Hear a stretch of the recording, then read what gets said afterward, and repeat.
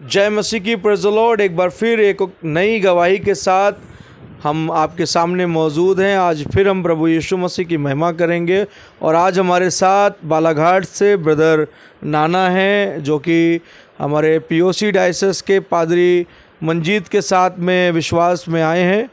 और इस समय इनकी गवाही ये है कि एक हिंदू परिवार से इन्होंने प्रभु यीशु मसीह को ग्रहण किया है। आइए हम इनकी गवाहियों को सुनते हैं।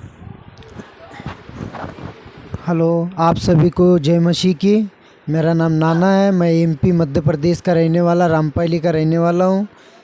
मेरी गवाही ये है कि मैं जब छोटा था, 6-7 साल का, मैं बालाघाट के रेलवे स्टेशन से किसी लोगों के साथ भाग गया था।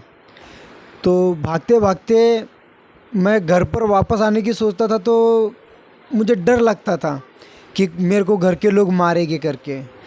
पर मैंने और बहकता गया मैं, क्योंकि मेरे को कोई गाइड करने वाला था नहीं। जब मैं गया, उन लोगों के साथ कुछ रहा, तो मैं रात को रोता था और रात को रोता था, अपने मम्मी पापा को याद करता था। फिर मैं भूल गया था कि मेरे को जाना कैसे है मेरे घर पर। परमेश्वर मेरे साथ हमेशा रहा और मैं कहता हूँ कि मैं यीशु का बंदा हूँ और उन्होंने मुझको कैसे चुना, मुझको खुद को भी नहीं पता। मेरी ये गवाही है कि जो मेरे 2 भाई थे वो भी अभी जेल में, मेरी मम्मी है वो भी शराब पीती है, मेरे जो पापा है वो भी शराब पीते। मेरा जो परिवार है एक बिखरा हुआ है। मेरी बहन 2019 में नागपुर कन्नान कामठी से लापता हो गई, अभी तक उसका कोई पता नहीं है। तब भी मैंने परमेश्वर को नहीं जाना। पर जब मेरी सिस्टर का हस्बैंड मर गया, पंजाब में हस्बैंड मर गया उसका, वो मेरे पास आई, बोलने लगी, भैया अब मेरा हस्बैंड भी मर चुका है, अब मैं जाऊँ तो किस मुँह से जाऊँ। तो मैंने उसको कहा कि दीदी आप मेरे साथ चलो, कोई बात नहीं, अगर से मारेंगे वो लोग तो कोई बात नहीं, मार खाएंगे। जब हम लोग आए तो मेरी दीदी को, मेरे दीदी ने अपने बच्चों को देखा, वो बहुत खुश हो गई। उसको उसकी खुशी देख के मेरे में भी कुछ अलग ही खुशी आ गई। मैं पहले गांजा पीता था और वो जो पंचर बनाते हैं ना, सुलेशन बोलते हैं, जो रेलवे स्टेशन पर जो लोग वो ऐसा कपड़ा लेकर जो सूंघते हैं, तो वो भी नशा मैंने किया है। मैंने बहुत गलत नशा भी किया है। मैं मुंबई के फुटपाथ पर भी रहा, कलकत्ता हावड़ा ब्रिज के भी फुटपाथ पर रहा, गोवा के पणजी का जो फुटपाथ होता है वहाँ पर भी रहा। वहाँ पर मेरा एक किसी ने मोबाइल मार लिया था। और पणजी के पास में ही एक चर्च है और उस चर्च के थोड़ा पास में ही एक राजधानी होटल है, मैं वहाँ पर काम करने लगता था। राजधानी में मैं पास्टर था जी। तो उस होटल में, लॉज में मैं बर्तन धोने का काम करता था। तो जब फिर मेरे को यहाँ मेरे मम्मी पापा लेकर आए और जब मैं अपने दीदी के साथ यहाँ पर आया, तो ये भाई मंजेश पास्टर जी, इन्होंने मेरे को देखा और उनको अजीब सा ही लगा कि ये बच्चा इतना नशेड़ी कैसा है। तो इन्होंने मुझको कहा कि बेटा आप करते क्या हो। तो मैंने उनको कहा कि अंकल मैं कोई काम उम नहीं करता, यानी कि मम्मी पापा को परेशान करता हूँ, उनके कमाई के पैसे छीन लेता हूँ और दारू पीता हूँ और गांजा पीने के लिए पैसे देखता हूँ, कुछ दोस्त भाई के साथ जाता हूँ और वो जो टंकी होती है ना पेट्रोल की, गाड़ी की, उसमें मैं ऐसा कपड़ा ना ऐसा डाल के ना, जब नशा करने नहीं मिलता था तो वो मैं पेट्रोल वो सूंघता था मैं। और उसके बाद में इन्होंने मुझको गाइड किया, मुझको कहा कि देखो बेटा, एक होता है नर्क जहाँ पर आप जा रहे हो और एक होता है वो सुख जहाँ पर आप अपने मम्मी पापा को भी लेकर आओगे। मैंने कहा कि फिर मुझको क्या करना पड़ेगा। इन्होंने मुझको कहा तो मुझको बहुत गुस्सा आया कि यार, जो इंसान लोगों को नहीं समझा सकता आज वो मुझे कैसे समझाएगा।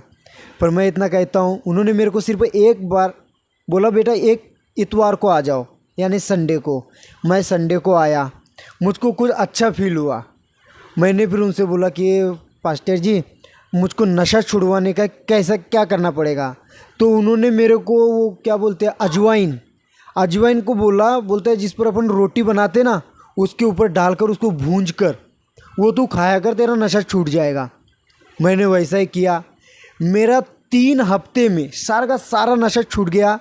और जो मेरी दीदी है उसने मेरे को मसीह में लाया और वही मेरे को इतना बड़ा धोखा देकर चले गई।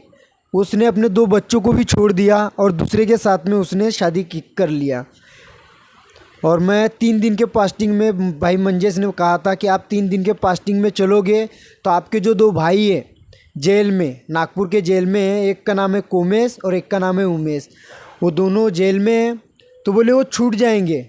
आपकी जो सिस्टर है जो खो गई है, जो अभी तक नहीं मिली, शायद वो भी मिल जाएगी, पर आपको विश्वास करना पड़ेगा। मैं फास्टिंग में चल रहा था। इन्होंने मुझको कहा आपको गुस्सा नहीं करना है किसी पर भी और किसी की भी बात पर। तो उसी टाइम शनिवार के दिन मेरी सिस्टर मुझको आकर कहती है कि मैं किसी और के साथ में ज़िंदगी बिताने जा रही हूँ, मैं तेरे पास नहीं रह सकती, तुझको जैसा लगता है तू वैसा कर। मुझको इतना क्रोध आया और इन्होंने मुझको कहा कि देखो बेटा, जो भी आपको करना है फास्टिंग के बाद में करना, अभी आप फास्टिंग में हो, पूरी मेहनत बेकार चले जाएगी। और आपने जितनी मेहनत की है, जैसा आपने 10 दिन मेहनत की है तो फिर आपको 10 साल पीछे से फिर से मेहनत करना पड़ेगा। उन्होंने मेरे को डरा दिया। मैंने कहा कि मैं अब इतना मेहनत करके आगे आया हूँ, अभी एक सिस्टर जो मुझको साथ छोड़कर जा रही है, मुझको सारा परिवार ने, एक बार मैंने उनको धोखा दिया था, आज परिवार मुझको धोखा दे रहा है, तो इसमें कोई गलत बात नहीं है। तो मेरी सिस्टर मेरे आंखों के सामने से मुझको बहुत गलत बोलती थी कि मैं जा रही हूँ। तो मुझको ना एक भाई होने के नाते ना वो बात दिल पर चुभती थी कि लोग क्या बोलेंगे कि 2 बच्चों को छोड़कर, उन 2 बच्चों को अनाथ छोड़कर तू जा रही है। फिर भी मैंने उसको कुछ नहीं बोला। और आज वही बहन इतनी बड़ी मुसीबत में है कि एक लड़की और एक लड़का जो नाबालिग है वो लोग भाग गए और वो इल्ज़ाम उसके ऊपर आया। और मैंने उनको कहा कि अगर से मैं बदल सकता हूँ तो ये तुम्हें आपके जो बच्चे हैं उनकी सज़ा आपको मिली है। आप भी घुटने टेकिए, प्रार्थना कीजिए और कहिए कि हे प्रभु, जो भी मेरे से गलती हुई है आज मुझे माफ़ कर, और जो मेरे पर इल्ज़ाम है उन इल्ज़ामों को ख़त्म कर, मैं दोबारा ऐसी गलती नहीं करूँगी। और आज वो बहन अब सच्चे दिल से, दोनों हस्बैंड वाइफ प्रार्थना भी करते हैं और उन्हें ढूंढने भी गए हैं। और उनका केस अभी मंजेश पास्टर जी वही संभाल रहे। बहुत से लोग मारने वाले थे, मुझे भी, मेरे सिस्टर को भी, मेरे मम्मी को भी और मेरे फादर इन लॉ को भी, मेरे यानी कि दादा दादी सबको मारने वाले थे। पर इन्होंने कहा कि देखिए मैं मसीह में हूँ, अगर से मेरी राइट लेकर चलोगे तो आप भी बचोगे और ये भी बचेंगे, क्योंकि बच्चे दोनों की गलती की है।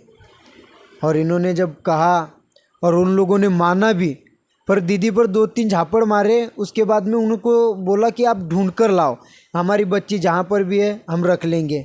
और आज इनके साथ मैं यहाँ पर आया और मैं सच में बहुत बदल चुका हूँ। अब मेरे अंदर नशा नहीं है, वरना नशा तो मैंने इतना किया है बहुत।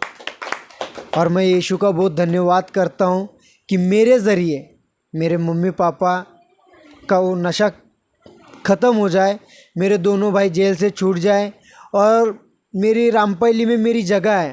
पर जो मेरे भाई है वो मेरे को मारते और मेरे से झगड़ा करते, पर फिर भी मैं उन पर अब गुस्सा नहीं होता। पहले गुस्सा होता था, पहले मैं लड़कों को फ़ोन करके बोलता था कि इसके ना हाथ पैर तुड़वा दो और इसको मारो पीटो। मैं भी लोगों को ऐसा डराता था। पर प्रभु यीशु अब कहता है कि बेटा वो सब छोड़ और प्यार से चल। और जब मैं प्यार से चलने लगा तो जो लोग मेरे दुश्मन थे आज वो भी मेरे से बहुत प्यार से बात करते हैं। और मेरे दोनों भाई, मेरे जो बड़े भाई है, उन्होंने अपने ही फादर इन लॉ का मर्डर कर दिया था। और आज वो लोग भी मेरे से इतना प्यार से रहते, वो मेरे को फ़ोन करते। उनका नाम है समीर मामा, यानी कि हम बोलते उनको, मेरे फादर इन लॉ है समीर, अमीर, लखन। वो फिर भी मेरे से बहुत प्यार करते हैं और कहते हैं कि बेटा गलती उन्होंने की है, तूने नहीं। मेरे से बहुत प्यार से रहते हैं। और मैं कहता हूँ कि प्रभु तूने मेरे दुश्मनों के भी अंदर मेरे लिए प्यार भर दिया। इससे बड़ी और गवाही मेरे को कुछ नहीं चाहिए।